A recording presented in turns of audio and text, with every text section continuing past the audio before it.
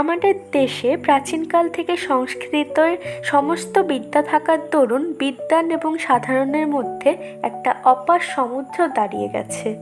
বুদ্ধ থেকে চৈতন্য, রামকৃষ্ণ পর্যন্ত যারা লোকহিতায় এসেছেন তারা সকলেই সাধারণ লোকের ভাষায় সাধারণকে শিক্ষা দিয়েছেন। পাণ্ডিত্য অবশ্য উৎকৃষ্ট, কিন্তু কটমট ভাষা, যা অপ্রাকৃতিক কল্পিত মাত্র, তাতে ছাড়া কি আর পাণ্ডিত্য হয় না? চলিত ভাষায় কি আর শিল্প নৈপুণ্য হয় না? স্বাভাবিক ভাষা ছেড়ে একটা অস্বাভাবিক ভাষা তৈরি করে কি হবে? যে ভাষায় ঘরে কথা কও তাতেই তো সমস্ত পাণ্ডিত্য গবেষণা মনে মনে করো, তবে লেখবার বেলা ও একটা কি কিংভূত কিমাকার উপস্থিত করো। যে ভাষায় নিজের মনে দর্শন বিজ্ঞান চিন্তা করো, 10 জনে বিচার করো, সে ভাষা কি দর্শন বিজ্ঞান লেখবার ভাষা নয়? যদি না হয় তো নিজের মনে এবং 5 জনে ও সকল তত্ত্ববিচার কেমন করে করো? স্বাভাবিক যে ভাষায় মনের ভাব আমরা প্রকাশ করি, সে ভাষায় ক্রোধ, দুঃখ, ভালোবাসায় জানাই, তার চেয়ে উপযুক্ত ভাষা হতেই পারে না।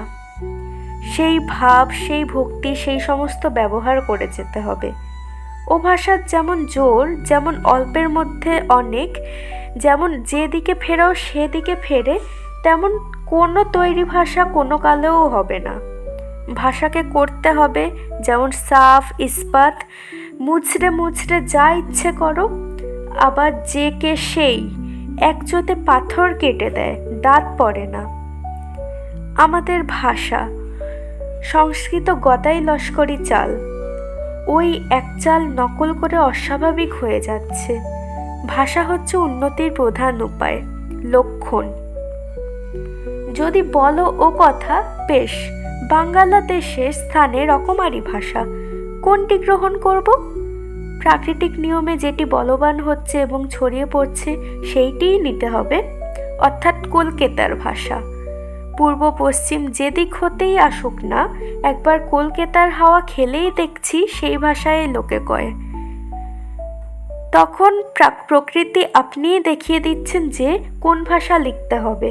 যত রেল এবং গতাগতির সুবিধা হবে, তত পূর্ব পশ্চিমে ভেদ উঠে যাবে এবং চট্টগ্রাম হতে বৈদ্যনাথ পর্যন্ত ওই কলকাতার ভাষাই চলবে।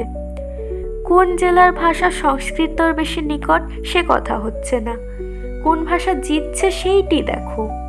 যখন দেখতে পাচ্ছি যে কলকাতার ভাষাই অল্প দিনে সমস্ত বাংলাদেশের ভাষা হয়ে যাবে, তখন যদি পুস্তকের ভাষা এবং ঘরে ঘরে কথা কওয়া ভাষা এক করতে হয়, তো বুদ্ধিমান অবশ্যই কলকাতার ভাষাকে ভিত্তিস্বরূপ গ্রহণ করবেন।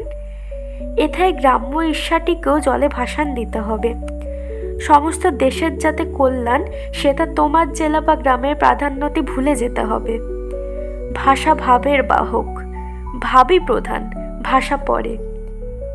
হিরেমতির 7-15 ঘোড়ার উপর বাদর বসালে কি ভালো দেখায়? সংস্কৃতর দিকে দেখো দেখি। ব্রাহ্মণের সংস্কৃত দেখো, সবস্বামীর মীমাংসা ভাষ্য দেখো, পতঞ্জলির মহাভাষ্য দেখো, শেষ আচার্য শঙ্করের ভাষ্য দেখো, আর অর্বাচীনকালের সংস্কৃত দেখো। এখনই বুঝতে পারবে যে যখন মানুষ বেঁচে থাকে তখন জ্যান্ত কথা কয়, মরে গেলে মরা ভাষা কয়। যত মরণ নিকট হয়, নূতন চিন্তা শক্তির যত ক্ষয় হয়, ততই দুটো একটা পচা ভাব রাশিকৃত ফুলচন্দন দিয়ে ছাপাবার চেষ্টা হয়। বাপ রে, সে কি ধুম! 10 পাতা লম্বা লম্বা বিশেষণের পর দুম করে রাজা আসিত। আহাহা, কি প্যাচোয়া বিশেষণ, কি বাহাদুর সমাস, কি শ্লেষ! ওসব মরার লক্ষণ। যখন দেশটা উৎসন্ন যেতে আরম্ভ হলো, তখন ওই সব চিন্তা উদয় হলো। ওটি শুধু ভাষায় নয়, সকল শিল্পতেই এলো। বাড়িটা না আছে ভাব, না ভঙ্গি, থামগুলোকে কুদে কুদে সারা করে দিল। গয়নাটা নাক ফুঁড়ে ঘাড় ফুঁড়ে ব্রহ্মরাক্ষসী সাজিয়ে দিলে, কিন্তু সে গয়নায় লতা পাতা চিত্র বিচিত্র কি ধুম!